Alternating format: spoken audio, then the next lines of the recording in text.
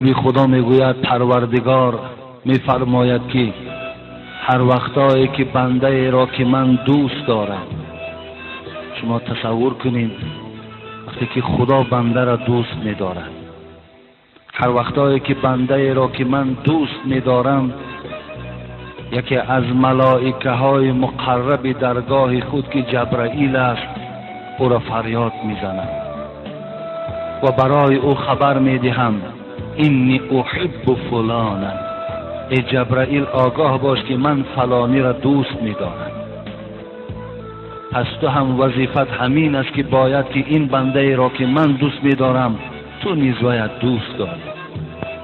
پس جبرائیل این انسان را دوست می‌دارد.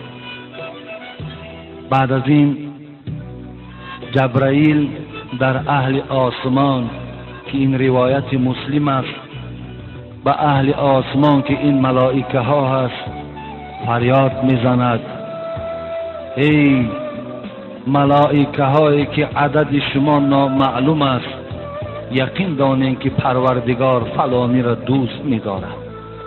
وظیفه همه شما همین است که شما نیز این بنده را دوست دارید. پس اهل آسمان هم این بنده را دوست می‌دارد. بعد دوست داشتن پروردگار جبرائیل دوست می‌دارد، تمام ملائک دوست می‌دارد. ثم یوزع له القبول فی الارض.